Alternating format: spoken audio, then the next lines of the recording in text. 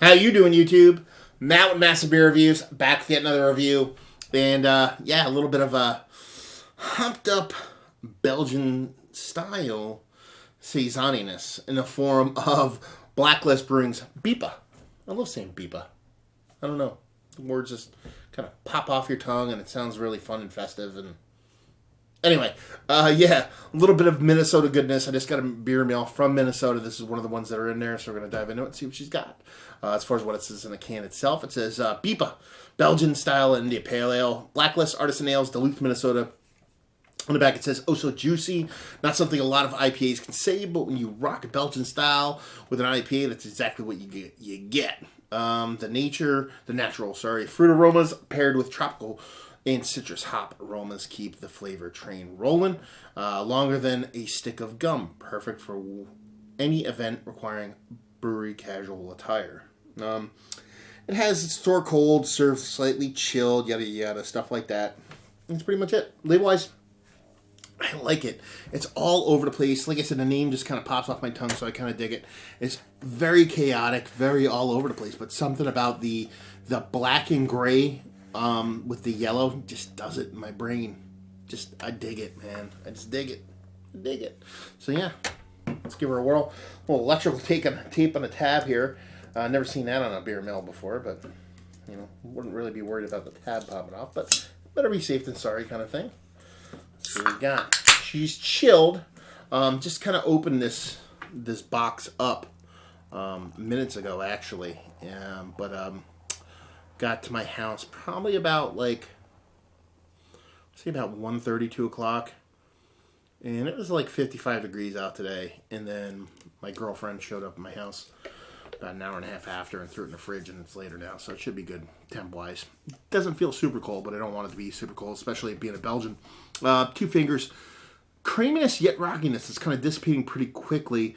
Rocky, definitely on the edges bubble-wise. Big, huge, gigantic bubbles. You can see it like it's a quarter of an inch deep into the beer itself. But it has that kind of like Belgian IPA, New England style IPA haziness to it. It's not the haziest beer you're ever going to see in your life. Let's put it that way. But at the same time, it looks not artificially propped up haziness. It looks like a nice yeast haze.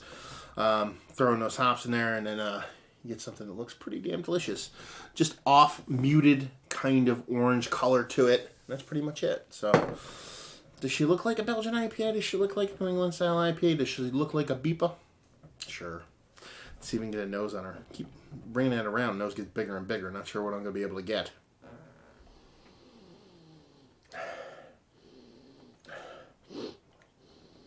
Really not much there. A little soft pepperiness. A little bit of kind of yeast-driven fruitiness. Do you know what I mean? There's like a floral ester there from the yeast, but not necessarily hops.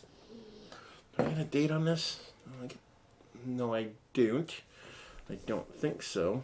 Not that it would matter all that much. I mean, if it was a year old, sure, but I don't think it's a year old. But yeah, a little pepperiness, a little bit kind of fruity, generic, stone fruity, let's go that way. Peach style yeast kind of esters from it. That's pretty much it. A little bit of sweetness in there, but it smells like there's a little bit of underlying malty funkiness to it too. Yeah. Let's dive in. Cheers.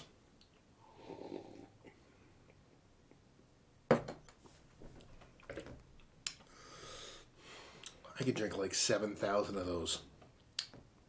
That's tasty as fuck. Wow. It's not super in your face. It's not blowing me away with any kind of flavor. But this tastes like a really nice Belgian Saison on steroids is what I have going on here. There's like a peppery kind of coriander kind of vibe to the yeast. It's got a nice drying kind of Belgian yeast style mouthfeel to it too. And you get these kind of like more mature, more I want to say funky, but yeast based kind of fruit notes to it. Like I said, this fruit esters kind of lean, kind of peachy for me. A little bit berryish. A little bit kind of like raspberry. If you get one of those kind of raspberries, it's not too sweet, not too tart, kind of somewhere in the middle, and it has the kind of natural kind of yeast kind of coating on it. It's kind of, that's what I'm getting from it. but it definitely doesn't skew sour in any way. I'm getting a little bit of bitterness from the hops, I believe. Kind of stinging my tongue a little bit with a little bit of bitterness, but nothing too crazy, nothing over the top.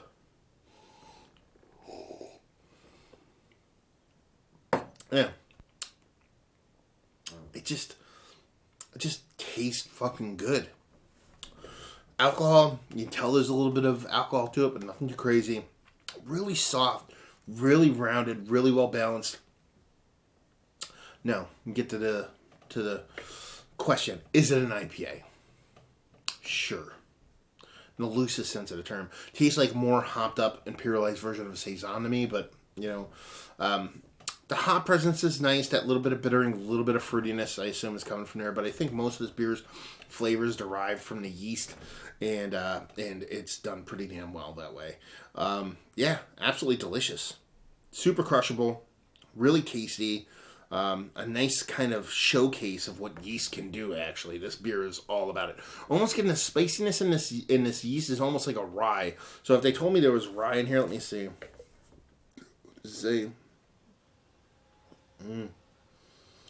Yeah, no, they don't see if there's any kind of ingredients on here or anything like that.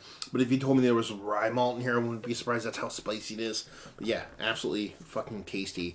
And it definitely tastes like a new school style Belgian. It doesn't have this kind of American kind of Belgian fakiness to it. So yeah, let's talk about it. It's one of the better Belgian IPAs that I've had as of late. Absolutely, actually. Especially the temperature it's at. I'm guessing it's right around 50 to 55 degrees. Cash money, super flavorful, yeast carries a day, and it's absolutely vibrant, but at the same time rounded. Value and availability, no idea. Sent to me. So if anybody out there in the old Minneapolis area, Minnesota area, places, Duluth, whatnot, that know about this beer and how much it costs or how you can get it, please chime in down below and just say if you like what way you like this. If you like Belgian-based IPAs, not to be super generic and kind of read off the can, if you like the Russian Doug Bruxes of the world, if you like the Dal Stilnock, if you like those kind of beers, your Belgian yeast carried, if you like your Imperial Saisons, you like the way the American breweries are taking their Saisons and hopping the shit out of them. It's kind of like somewhere in the middle of both of those, but it just really plays really well, and it showcases how yeast can derive flavor. If you've had this beer, you want to know what yeast does, and the way it plays with the beer, even hoppier ones, pick this up. So you're going to get a lot of flavors you're probably semi-familiar with if you're a hop head, but at the same time, you're going to be able to be like, okay, this is not something I've ever tasted, even though it's familiar. It's not. I know it's not hops, and that'll show you what yeast can do. So there you go. Another review in the books. Hopefully you guys enjoyed it as much as I did.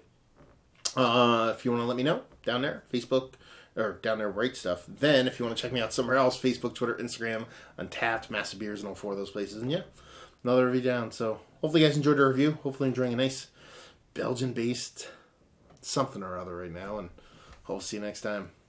Cheers.